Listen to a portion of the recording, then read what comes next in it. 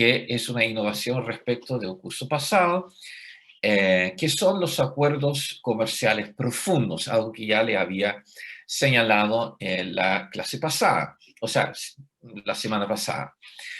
Los acuerdos comerciales regionales, por lo general, se limitaban a tratar temas arancelarios y con mayor intensidad también elementos no arancelarios, pero últimamente estamos frente a una nueva generación de acuerdos comerciales que están generando rechazos, resistencia política en prácticamente todos los países firmantes de estos nuevos acuerdos comerciales. Y entre ellos también está un acuerdo que el gobierno de Chile ha firmado, pero que todavía no se ha ratificado por parte del Senado, que es el CPTPP, también llamado TPP-11, aunque como vimos la semana pasada, al momento que Estados Unidos se retira de esta iniciativa, se agrega este adjetivo de comprensivo, con H, y progresivo, también para marcar una diferencia respecto del ciclo de negociación anteriores. Independiente de ese cambio de nombre, también en Chile hay una fuerte resistencia política y esta unidad está dedicada a dos objetivos. Primero, entender esta nueva generación de acuerdos comerciales y en segundo lugar, trata de presentar, construir una respuesta a la resistencia, la fuerte resistencia política que este tipo de acuerdos han suscitado a lo largo del mundo. Así es que hagamos un poco un recuento de los acuerdos comerciales, solo para marcar la diferencia entre los acuerdos de antaño y los actuales. Si vemos el primer acuerdo bilateral o regional de Estados Unidos, después de la Segunda Guerra Mundial, en el siglo XIX también se firmaron un montón de acuerdos comerciales, pero esos tienen un carácter más bien distinto, así que estamos hablando de los acuerdos modernos. Fue en el 85 con Israel. Y para que se hagan una idea, este acuerdo tenía una extensión de 8.000 palabras, constaba de 22 artículos y tenía 3 anexos dedicados casi exclusivamente a listar, nominar aranceles. Los acuerdos comerciales regionales actuales son mucho más extensos. Por ejemplo, si vemos un acuerdo que tampoco es tan reciente entre Estados Unidos y Singapur, este acuerdo tiene una extensión de 70.000 palabras, tiene 20 capítulos y cada capítulo tiene múltiples artículos. Tiene más de una docena de anexos y tiene varias cartas de acompañamiento también. Y de los 20 capítulos, solo 7 cubren tópicos, llamémoslos convencionales de comercio. Todos los demás capítulos cubren tópicos o cuestiones que son de la categoría behind the border. Recuerden que cuando uno entiende la política comercial como un proceso, entonces podemos identificar 3 instancias o 3 etapas.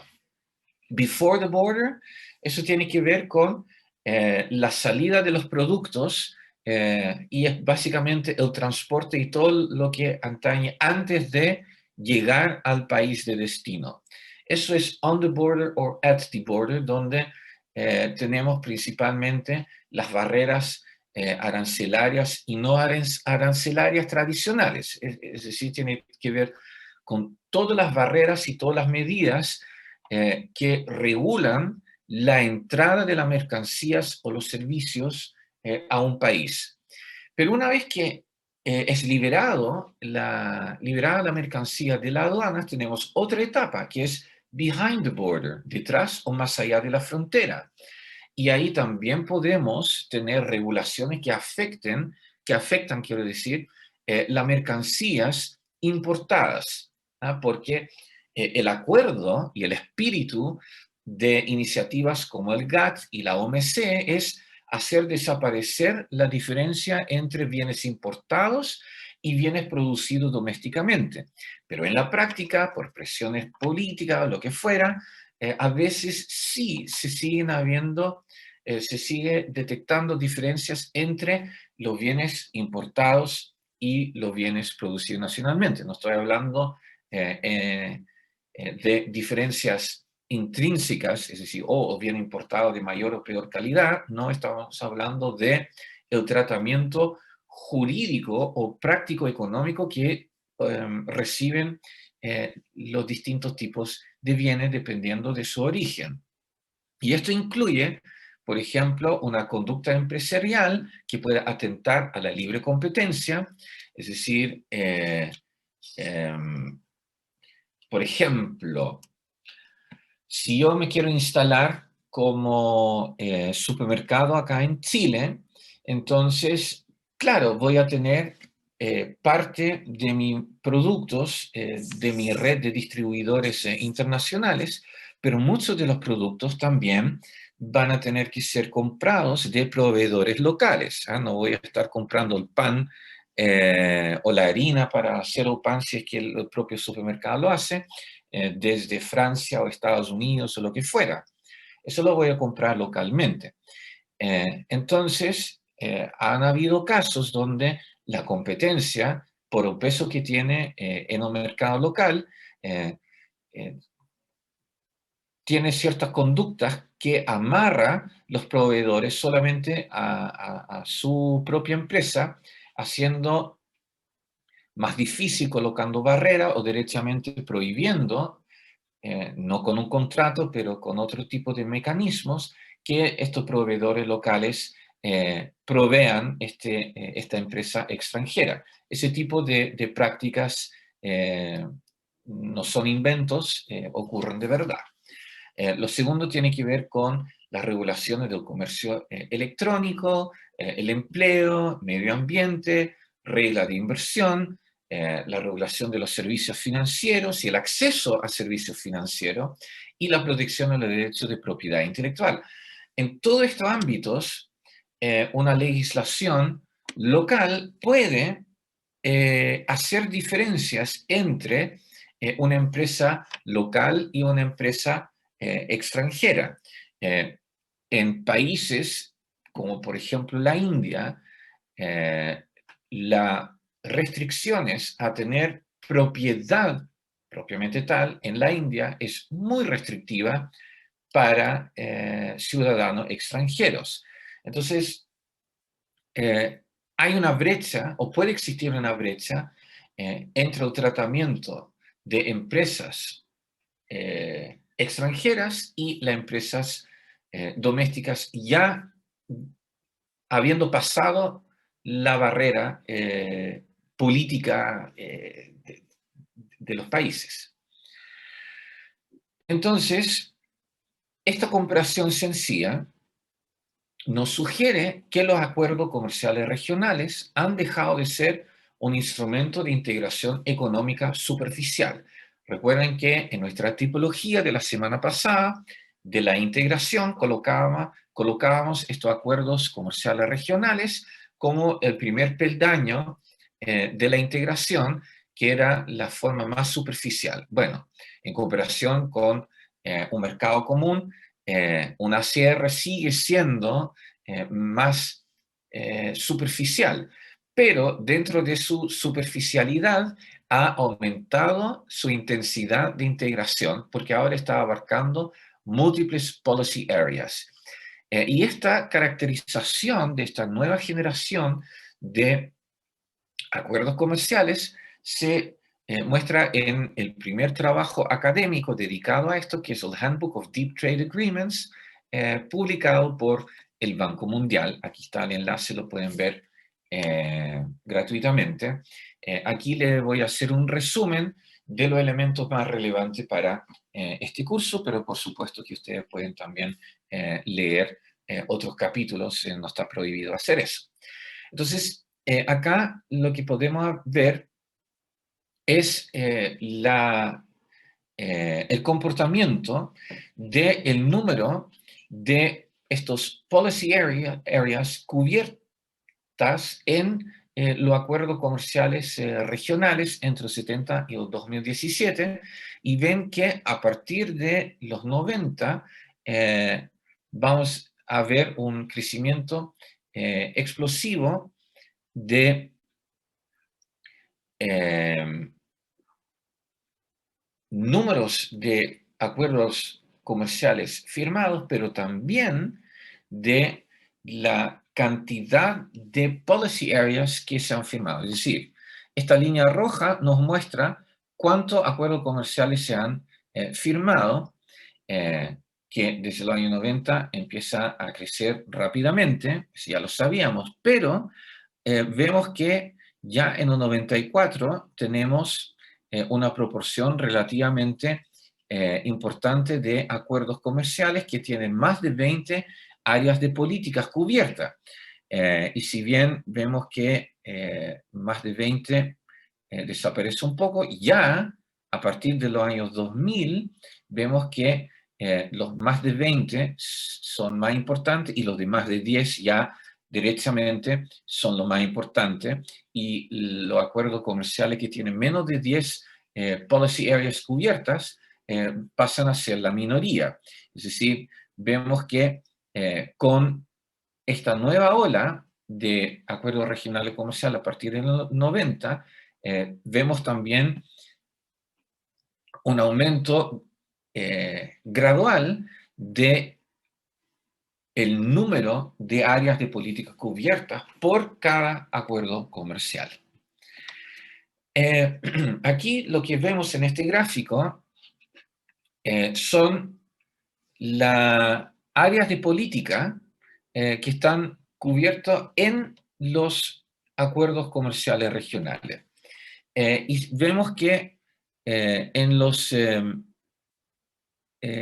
aquí los temas industriales están casi cubiertos en todos los acuerdos regionales, y por ejemplo aquí, en el otro extremo, los derechos humanos casi no se tocan en los acuerdos regionales comerciales, y así sucesivamente. Aquí ven ordenado por importancia o de frecuencia relativa en los acuerdos comerciales, los tópicos que se van tocando.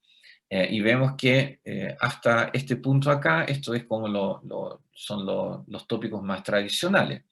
Pero vemos que aquí hay una diversidad enorme de tópicos que se van tocando en los acuerdos comerciales. Para entender un poco estas áreas, se ha también tratado de clasificar estas áreas, y aquí vemos básicamente tres áreas. Tenemos aquí en rosado todas las áreas de política que se cubren en un tratado de libre comercio, un acuerdo regional comercial. En rosado todos los tópicos que tienen que ver con establecer la integración con establecer los derechos de integración económica, es decir, preferencias arancelarias, los impuestos de exportaciones, todo lo que tiene que ver con inversión, derecho de propiedad intelectual, visa y asilo, movimiento de capital y servicios. Después tenemos ya en un anillo exterior, que son, como podría decir, de la nueva generación, tópicos que tienen que ver con la protección de los derechos de integración económica, que limita la discreción del gobierno para deshacer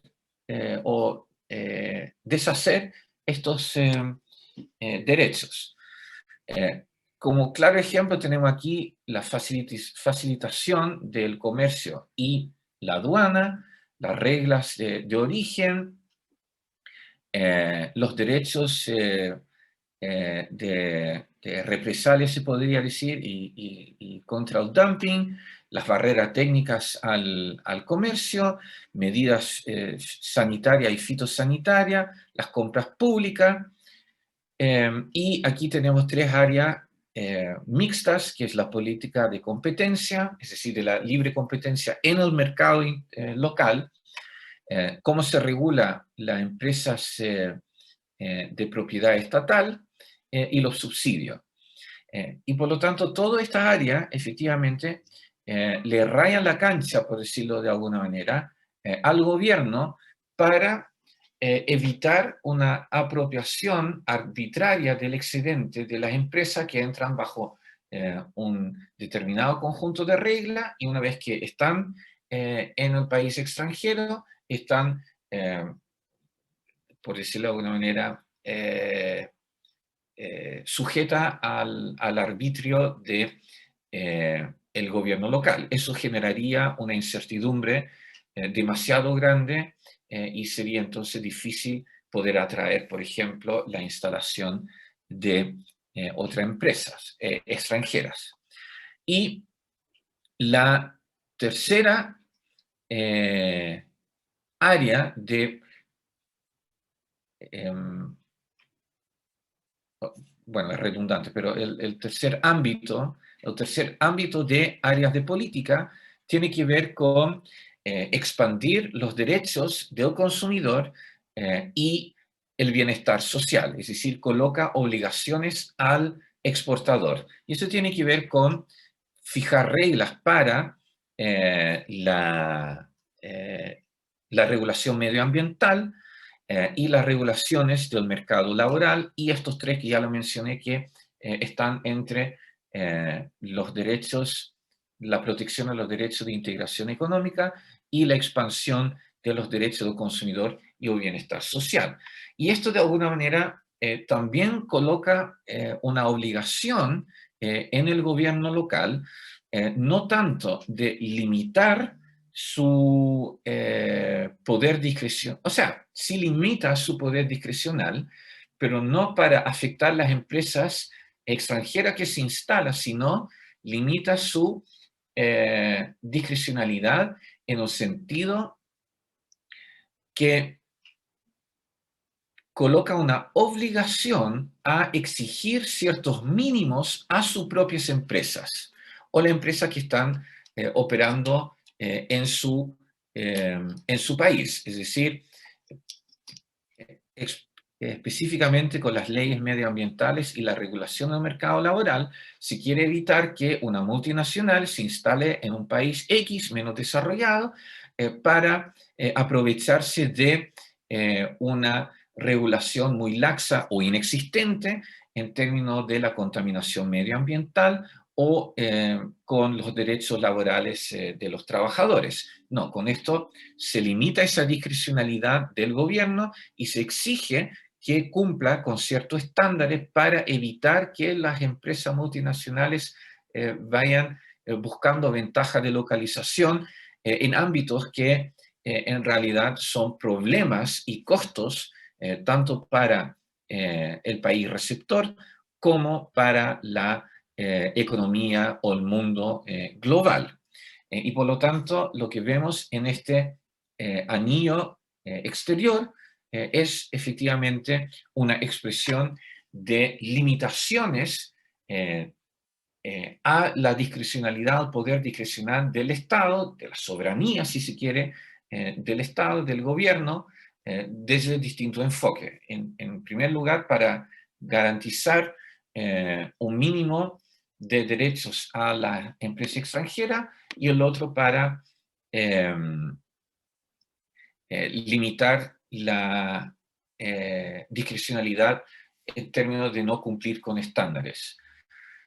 No es que se da esta clasificación en algunos años. Lo que es esto es una propuesta teórica de este handbook donde hace una clasificación de toda esta área y quiere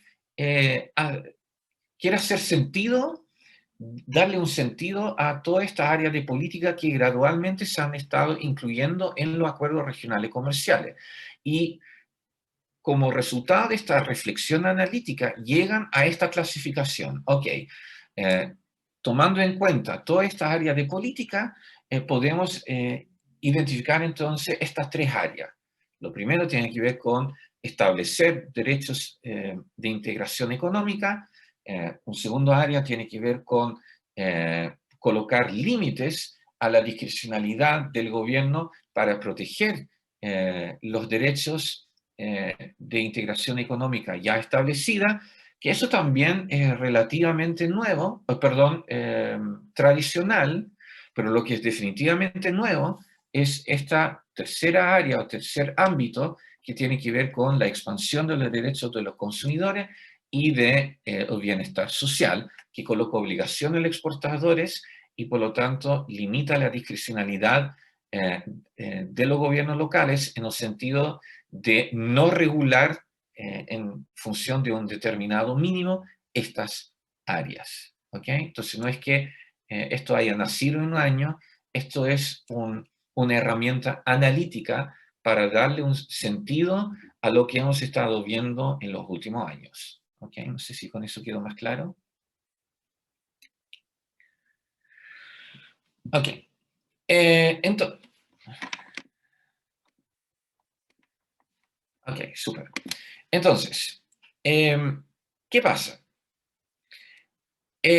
¿Cuáles son los hechos estilizados de esta transición, de la evolución de los acuerdos regionales comerciales?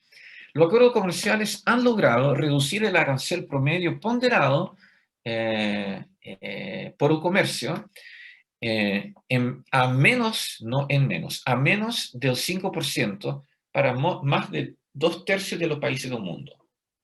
Es decir, eh, este miedo que existía en los años 90 respecto de los acuerdos comerciales, si iban a ser building blocks, facilitadores, o stumbling blocks, es decir, elementos que entorpecen la liberalización del comercio, la evidencia sugiere que han sido utilizados por los países efectivamente como un vehículo de segundo mejor para avanzar en la liberalización del comercio y específicamente en su dimensión arancelaria.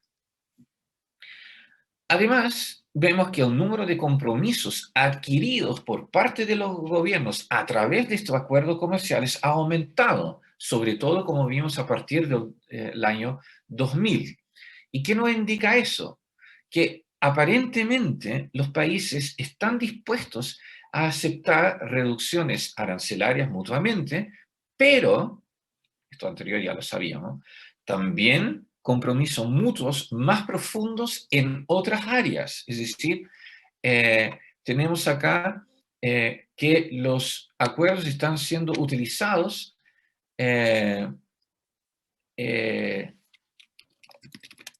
como... A ver, voy a contestar lo que me están pidiendo. Así se escribe. Y esto significa que salía natural, por decirlo de alguna manera, a medida que los países empezaban a firmar tratados de libre comercio, acuerdos regionales comerciales con otros países, que salía natural el incluir también más compromisos dentro de los propios acuerdos. Y por supuesto, estos compromisos pueden adquirir un diferente nivel, puedes tener múltiples definiciones, múltiples objetivos y también puede haber múltiples cambios en las políticas también. Entonces, ¿cómo podemos darle sentido a esta expansión de los compromisos? Bueno, a partir del indicador que se llama la cobertura, que es un número de provisiones para un área de política contenido en un acuerdo comercial en relación al número máximo de provisión en esa área. Es decir, se ha establecido, esto no es un máximo absoluto, sino un máximo relativo de las provisiones que se pueden establecer en un área de política y entonces podemos ver cuál es su cobertura por área. Y vemos que que la cobertura de las así llamadas disciplinas esenciales, esto es en la jerga jurídica, que son los conjuntos de reglas de conducta indispensables y complementarias para lograr los compromisos sustantivos establecidos en un acuerdo. Si vemos la cobertura de estas disciplinas esenciales en los acuerdos comerciales, vemos que esto ha aumentado tanto en el tiempo como en todas las áreas de políticas. Es decir, eh, no es solamente que los países están incluyendo más temas en los acuerdos, así como un saludo a la bandera, sino que también están profundizando los compromisos y las provisiones en cada una de estas áreas. Y por lo tanto, vemos que efectivamente podemos hablar de un cambio cualitativo en los acuerdos regionales comerciales de los últimos 20 años. El aumento en estas disciplinas esenciales, según este handbook, se explicaría porque los países han adquirido más compromisos sustantivos en el tiempo, pero también en otras áreas que facilita cumplir con dichos compromisos. En fácil, ¿qué significa esto? Se dieron cuenta que la integración económica no se agota con establecer exclusivamente eh, las condiciones arancelarias de la internación de los productos. Asociado a los aranceles están múltiples otros factores que también inciden sobre la barrera del comercio, es decir, la reducción que se había hecho, sobre todo con UNCTAD, del comercio, de la facilitación de la identificación de barreras al comercio internacional, en los aranceles resultó en la práctica ser una simplificación exagerada y no funcional del comercio internacional. El primer gran salto que se hizo fue con la ronda de Tokio, recuérdanlo, cuando empiezan a abarcar las medidas no arancelarias, pero ahora vemos que también estamos tocando áreas de políticas anexas que en la práctica inciden sobre la facilitación o no del comercio internacional. Es decir, lo que estamos señalando acá es que esta es una evolución natural y esperable que refleja el carácter complejo del comercio internacional, que no se puede reducir a las medidas arancelarias y no arancelarias. El comercio internacional está conectado con múltiples áreas de políticas de una economía y por lo tanto de un país también. ¿Ok? Lo segundo, o otro punto que necesitamos identificar o reconocer con estas tendencias de esta nueva generación de acuerdos regionales comerciales, es que estos acuerdos suelen ser más profundos si involucran dos o más países más desarrollados. Es decir, los países más desarrollados entre sí, cuando firman entre sí un acuerdo comercial, tienden a tener una mayor profundidad, una mayor cobertura en las áreas de política. Los acuerdos firmados por un país más desarrollado y otro país menos desarrollado suelen ser menos profundos que los acuerdos entre países más desarrollados. Y los acuerdos entre países menos desarrollados son los más superficiales de las tres posibilidades que hay. Y por lo tanto, los países más desarrollados están probablemente más conscientes y más preocupados del funcionamiento de estas otras áreas de política, probablemente porque su forma de hacer política es, ¿cómo decirlo?, más sofisticada que en los países menos desarrollados, es decir, son más píos probablemente en una interpretación más cínica, para ver dónde están las posibilidades para evadir, por ejemplo, los efectos intencionados de un acuerdo comercial. Y esa preocupación, por supuesto, que la transmiten cuando lo firman entre los países menos desarrollados. Los países menos desarrollados entre sí, probablemente, esto es solo una hipótesis, probablemente los países menos desarrollados, en su propia maduración económica, posiblemente están más preocupados de los aranceles de estos otros ámbitos de política. Probablemente todavía no tienen mucha incidencia sobre estas otras áreas.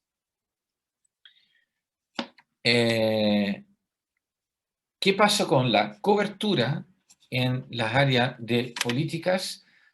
Básicamente lo mismo que lo que habíamos visto en la lámina anterior, y por lo tanto se repite tanto la explicación como patrón de los acuerdos comerciales. Creo que esto es uno del... No. Acá lo que vemos como hecho estilizado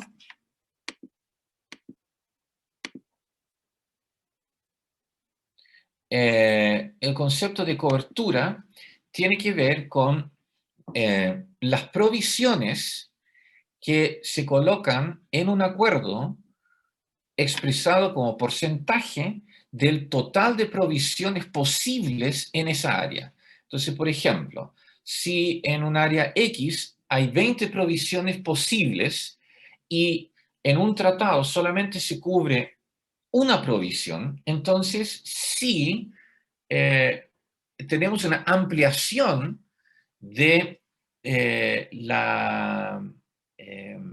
las áreas de política, pero esa cobertura no es muy profunda. Entonces, la cobertura no solamente considera el número de áreas, sino también la intensidad de aquella.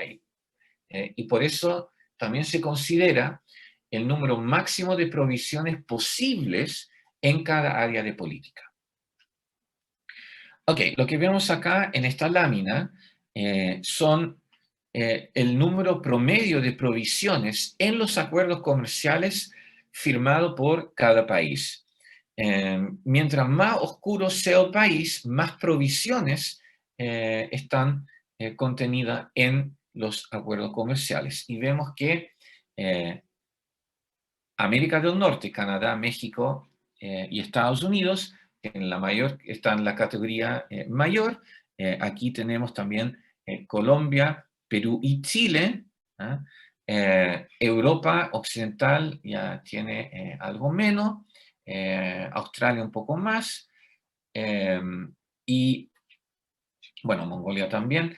Y así podemos ver que, por ejemplo, Argentina tiene muy poca provisión, y de esa manera podemos ver qué tan, entre comillas, profunda es la integración económica a través de los acuerdos comerciales regionales de los países. ¿Ah? Y vemos que Chile, bueno, y la Alianza del Pacífico en general, tiene muchas provisiones. ¿Ah? Sigamos. Podemos ver que existen tres plantillas o modelos tipo de acuerdo comercial de esta nueva generación de acuerdos comerciales. Tenemos aquí un grupo que son muy similares a la plantilla de Estados Unidos. Tenemos aquí un rosado, que es la plantilla de la Unión Europea, y aquí, de Japón, y aquí en morado tenemos la plantilla o el modelo tipo de los acuerdos de Japón. Es decir, tenemos tres tipos de modelos de esta nueva generación de acuerdos comerciales: una plantilla estadounidense, una plantilla de la Unión Europea y una plantilla asiática japonesa. Y vemos en este gráfico también el tamaño de de la burbuja que representa la profundidad del acuerdo. ¿Okay? Como se pueden dar cuenta, la plantilla verde es la que más se ha utilizado en el mundo. Hasta acá la estilización de los hechos o de la caracterización de esta nueva generación de acuerdos regionales comerciales. Ahora vamos a entrar en la parte más bien analítica. ¿Ah? ¿Cómo podemos explicar esta evolución desde la perspectiva de la economía política? ¿Por qué se han estado incorporando más áreas a los acuerdos regionales comerciales? Rodrik, ya en el 2018, señala que hay básicamente dos explicaciones.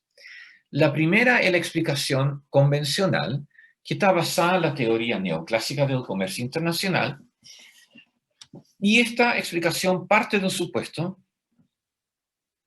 que los intereses políticos que compiten con las importaciones son el grupo más poderoso y dominante en la definición de la política comercial. Es decir, por las características de la distribución de las ganancias y las pérdidas de una apertura comercial, los intereses de los sectores que compiten con las importaciones van a ser los que más influencia van a tener sobre la política comercial.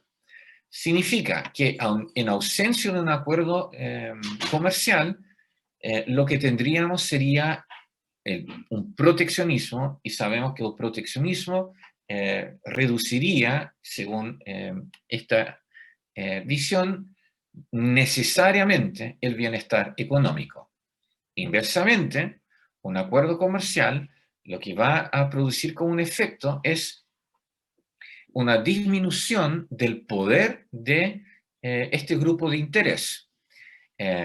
Y este acuerdo entonces acerca la política comercial más al óptimo social en desmedro de un conjunto casi infinito de regulaciones que podría estar beneficiando a este grupo de interés. Ahora, cuando se elabora un acuerdo comercial, el gobierno puede ser apoyado por otro grupo de interés que van a promover las exportaciones y la expansión económica a otros países. Y este apoyo sería útil porque sería un contrapeso al interés proteccionista que es dañino para el bienestar económico. Dicho de otra manera, un acuerdo comercial lo que hace es desincentivar o quitarle poder al interés proteccionista que daña el bienestar económico y le otorga más poder a aquel grupo de interés que promueve o que aumenta, mejor dicho, el bienestar económico porque sus intereses están alineados con aquella política que elimina barreras y sabemos que eliminando barreras va a aumentar el bienestar económico. Y por lo tanto, acá tenemos una situación ideal para que el acuerdo comercial pueda ser utilizado como un vehículo para promover el bienestar económico y mientras más temas se incorporen, mejor también va a ser para que un país pueda lograr el óptimo bienestar económico, porque significa contrarrestar el poder a un grupo de interés particular nocivo para el bienestar económico. Existe también una explicación alternativa, y esta explicación parte del supuesto que los intereses particulares del lado exportador no son tan inocentes o tan alineados necesariamente con el bienestar económico. Sigue siendo un interés particular con su propia agenda. Y rara vez, si no nunca, un interés particular va a coincidir completamente con un bienestar social, ¿no? Y en particular, lo que dice Roderick es que los intereses de los exportadores también pueden reflejar una conducta del tipo brand seeking y también egoísta. En consecuencia,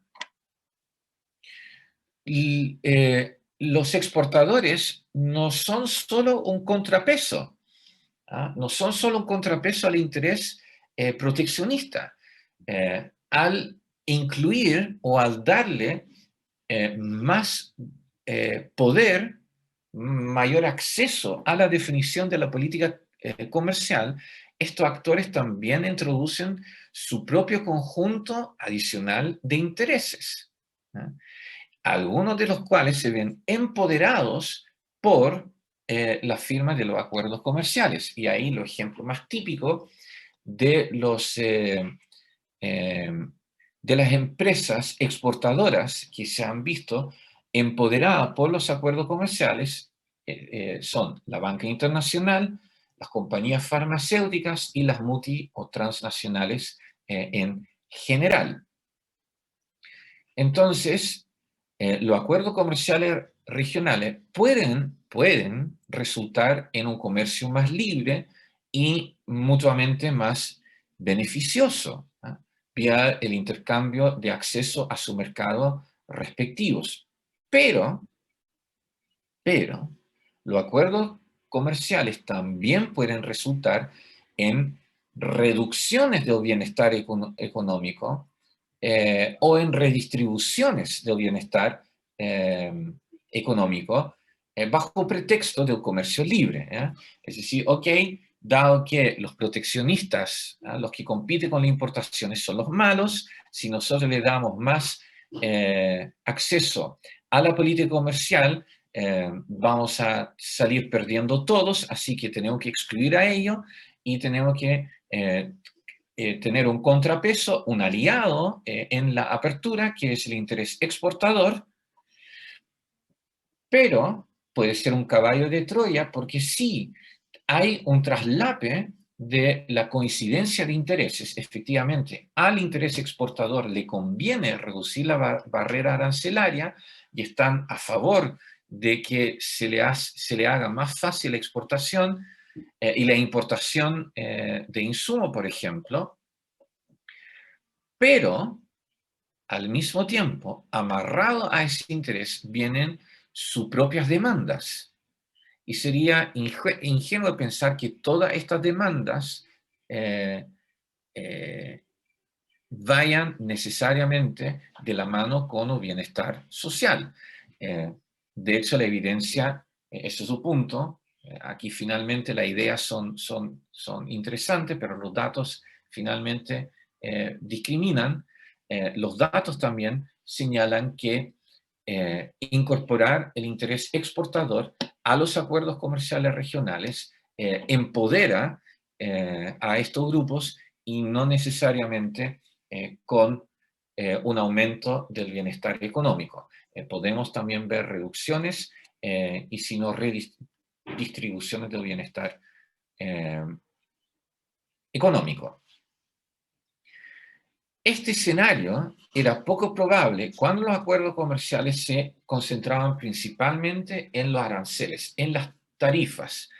Pero ahora que se están abarcando múltiples áreas con una gran cobertura, vemos que la incidencia de este interés exportador y con las consecuencias posiblemente negativas para el bienestar económico se ha vuelto más probable. Entonces, con esto en mente, podemos ver algunos tópicos de políticas no arancelarias en los acuerdos comerciales regionales. Y el primer tópico que tradicionalmente se había tocado son los TRIPS que regulan, como ya habíamos visto en una unidad anterior, la propiedad intelectual, ¿no? Ya desde la ronda de Uruguay, Estados Unidos se ha caracterizado por tratar de promover reglas más estrictas en el cumplimiento de la propiedad intelectual, ya sea vía los TRIPS Plus, como se llaman, en los acuerdos comerciales bilaterales y regionales. Ahora, ¿por qué creen ustedes que Estados Unidos tiene un particular interés en proteger la propiedad privada? ¿Alguna sugerencia? Piensen en la transformación productiva, en la gran convergencia, por ejemplo. ¿Alguna sugerencia?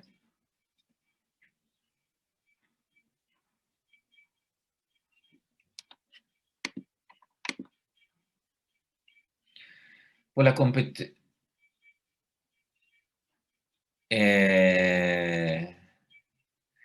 Sí, tiene que ver con la competencia, pero por ahí va la respuesta, pero crúzalo con el desdoblamiento o la desagregación de la economía mundial. Eso lo vimos a inicio de semestre.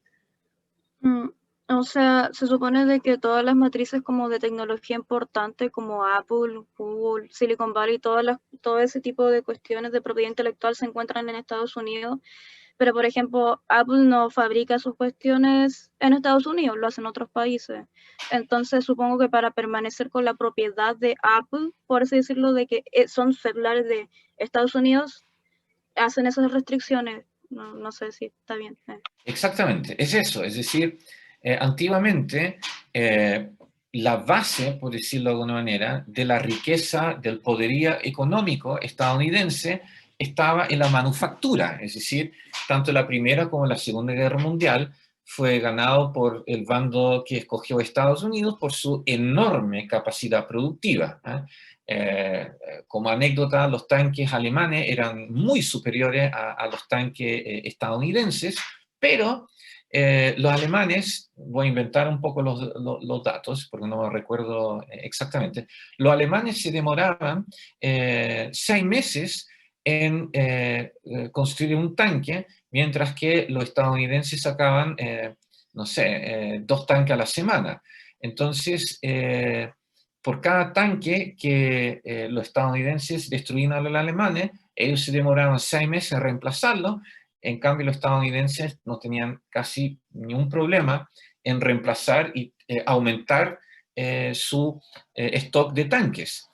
Esa base ya la perdieron completamente. Vemos que la producción propiamente tal, la manufactura, se ha trasladado, efectivamente, como bien dijo Natalia, desde los países más desarrollados a los países menos desarrollados. Esa es la gran convergencia.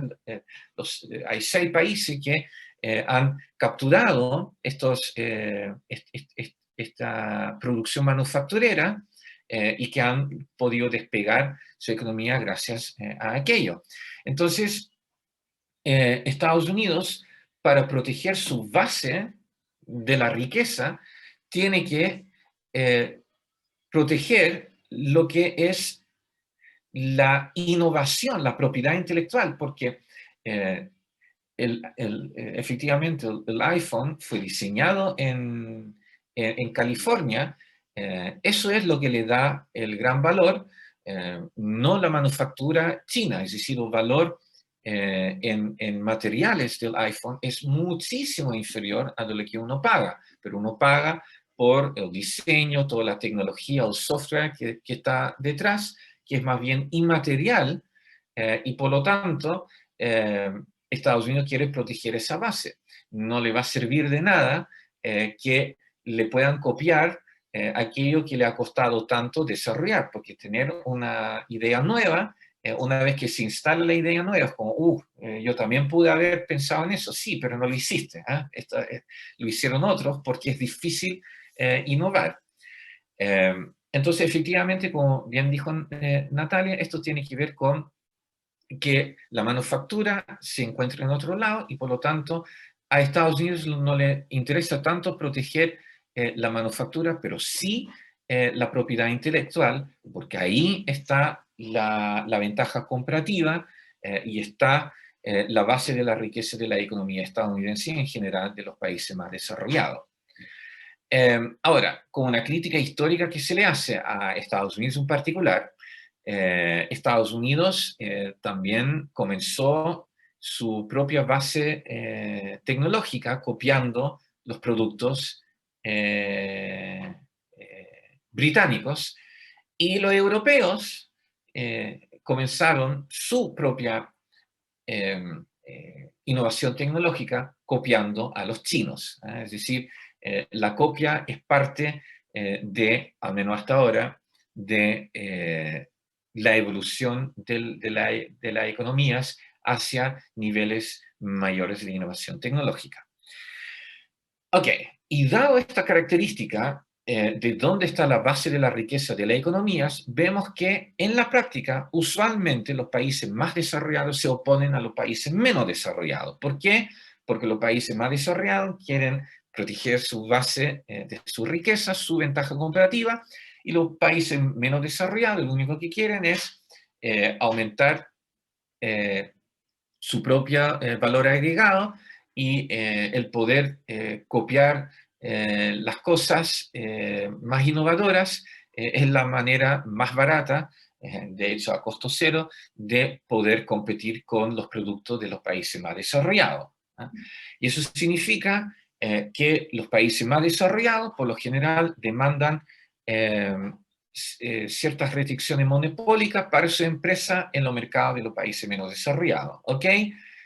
Si usted quiere que nosotros fabriquemos un medicamento en su país, no tengo ningún problema, pero me tiene que asegurar que nadie más que yo pueda fabricar esto. ¿Por qué? Porque la riqueza no está en la fabricación. Es decir, no sé un remedio caro en este momento, pero si uno mira el costo de los materiales de los medicamentos, por lo general, es un valor ínfimo. Lo que se paga es todo el desarrollo que está detrás, y eso es justamente lo que se está protegiendo. Los incentivos para ser un free rider en los ámbitos tecnológicos, en el ámbito farmacéutico, son altísimos debido a los altos costos de... No es, o sea, no es solo la marca, es una buena pregunta, pero no es solo la marca. Es decir, la Coca-Cola es más cara que la Cuenta Cola, la Más Cola, o no sé, otra alternativa que hay, no porque hubo tanto desarrollo detrás, sino porque efectivamente uno está pagando por quizá el sabor, por los recuerdos, las sensaciones, qué sé yo, que evoca la Coca-Cola. Pero aquí estamos hablando de que las empresas deben recuperar una inversión. Es decir, mucho de las innovaciones en el ámbito económico tiene que ver con resolver problemas. No sé si han visto algunos de estos programas como El Estanque de Tiburones o Shark Tank, The Dragon's Den, que son todos estos programas donde tienes unos inversionistas y tú tienes como 5 minutos para dar un elevator pitch, es decir, tienes como 5 minutos para presentar tu proyecto y ahí te hacen preguntas y deciden si apoyarte con una inversión o no. Y lo primero que estas personas quieren saber es, ok, pero ¿cuál es el problema real que usted trata de solucionar? Y mientras más ingeniosa sea la solución, por lo general, más inversión también se debió haber realizado para solucionar el problema. Y esto es como ver la solución a algún puzzle, un crucigrama o algo así. Uno está ahí dando cabezazos toda una tarde porque uno no llega a la solución. Y después uno mira la solución y, pero eso era sencillo, ¿cómo no pensé en eso? Claro, uno no pensó en eso porque no tenía los recursos o porque no le dio qué sé yo, pero detrás de eso hay una inversión. Y sabiendo cómo solucionar un problema, la cosa ya es fácil. Pero para poder llegar a esa solución, las empresas, por lo general, desembolsaron un montón de recursos. Entonces, sabiendo cuál es la solución a una determinada enfermedad, es trivial una vez que uno encontró la solución. Habiendo encontrado la solución, es trivial que tengo que mezclar ese polvito con este polvito y este polvito y listo. Y cualquiera lo podría hacer, cumpliendo con ciertos estándares de calidad de la producción misma de un medicamento. Pero para haber identificado esa eh, eh, solución, la empresa tuvo que haber quemado millones y millones de dólares. Y eso es lo que uno está pagando con esa marca. O sea que la innovación le da valor agregado a un producto. Es más extremo que eso. La innovación posibilita ese producto. Piensen en un remedio o en la vacuna. Sin la innovación, sin la investigación, sin el desembolso en la investigación, en la ciencia, en experimentos, no existiría la vacuna. Entonces, esa innovación es la razón de existencia de ese producto. Entonces, sabiendo cuál es la solución, ya es trivial poder fabricarlo. Pero el valor agregado no está en la manufactura. El valor agregado está en haber llegado a identificar la solución. Aquí se puede hacer una distinción también entre la pregunta que me hizo Natalia respecto de la marca. Un bioequivalente respecto de un laboratorio de no bioequivalente, ahí tenemos la discusión si estamos pagando por la marca o no. Algunos dicen que uno también paga por distintos estándares de calidad de los productos. Pero al menos ahí estamos sí viendo un elemento que uno está al menos pagando en parte por la marca, porque uno al pagar más por una marca conocida y no un bioequivalente, uno está apostando a la seguridad de la eficacia de ese remedio o que no va a tener tantos efectos secundarios.